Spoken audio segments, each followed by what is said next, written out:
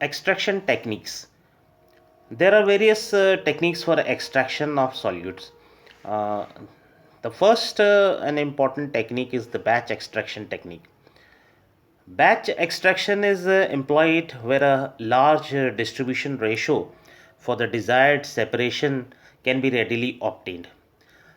It is the simplest and the most suitable apparatus for a single batch type of extraction, and the apparatus used is a separating funnel. The two immiscible liquids are taken in the separating funnel, and the system is vigorously shaken to provide uh, the most intimate contact between the two phases. After the shaking has been done for the required period of time, it is left standing for some time. The two liquids separate out, and the dense liquid is withdrawn through the stopcock. Second technique is known as the stripping extraction or back extraction. Stripping is the removal of extracted solute from the organic phase to a more suitable medium for further determination. If the solvent is volatile, for example diethyl ether, the simplest procedure is to add a small volume of water and evaporate the solvent. However, care is to be taken to avoid loss of the volatile solute during the evaporation process. Also, sometimes adjustment of pH of the solution is necessary.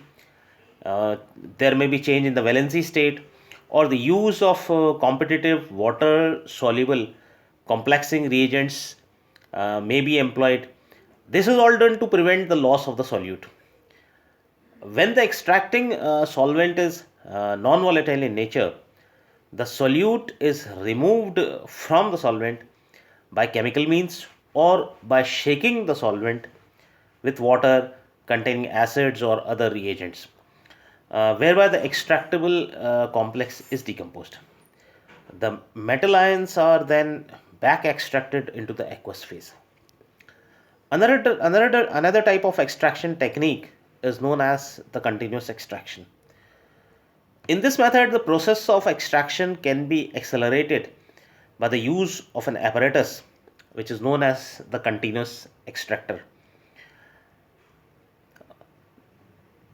A design for such an extractor is shown in the figure, in which the solvent used for extraction is lighter than the solvent initially containing the solute. The figure contains two parts, A and B. A part represents the organic solvent which is lighter than water, and B represents organic solvent which is heavier than water. The heavier liquid containing the sample is placed in the lower part of a long vertical tube. A funnel tube which is U-shaped at the lower end is inserted, and also a reflux condenser at the top. The lighter solvent is boiled in a flask connected to a side arm. Its vapors which enter the extractor are converted back to the liquid state in the reflex condenser. It then passes downward through the U-shaped end and percolates upwards through the solution containing the solute to be extracted. Finally, the extracting solvent, which now contains the solute, overflows back into the boiling flask. The solute should be non-volatile and thermally stable. By repeating this process of separation, all of the desired solute is extracted and is caused to accumulate in the boiling flask. A modification can also be done to the apparatus if the extracting solvent is denser than the initial solvent, which is shown in the part B of the figure. Another technique for extraction is known as the counter current extraction. When two or more substances which are simultaneously extracted to a different extent are to be separated, then counter current extraction process is adopted.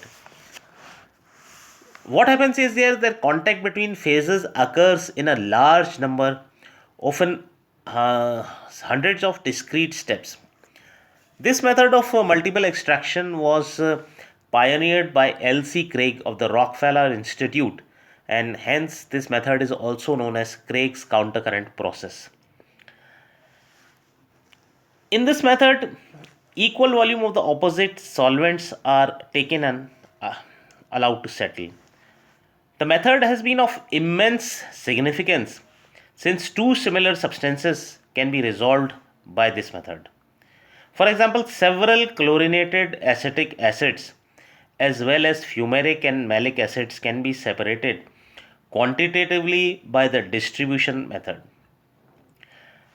The Craig apparatus consists of a large number of connected glass tubes, which frequently number as many as several hundreds and are mounted in a rack.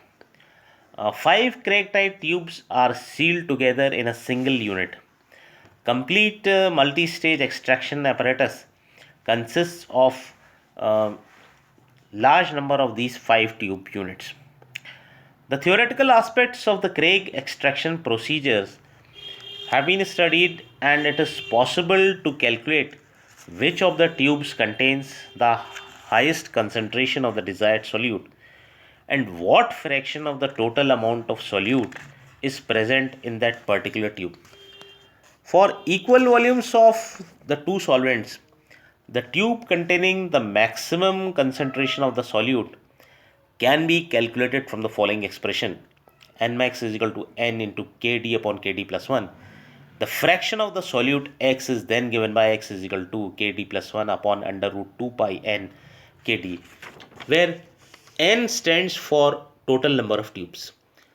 The Craig's apparatus can be called as a pseudo counter current extractor. The larger assemblies are equipped with an electrical device. Now, after extraction, it is also essential to recover the extracted material for further use or subsequent measurements. The extracted substance can be recovered by distillation or evaporation. Distillation or evaporation permits the recovery of solute if it is non-volatile, thermally stable, and does not form solvent-solute azeotropic mixture. Another method which can be used for recovery of extracted substance is a chelate may be extracted into an organic solvent from water at a certain pH, and then it can be re-extracted in aqueous medium of different pH. Also, some immiscible pairs of solvents form quite stable emulsions.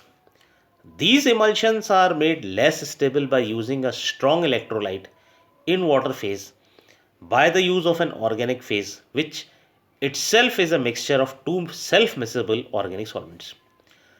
Use of a third solvent has also been suggested by some chemists. The desired component is re-extracted.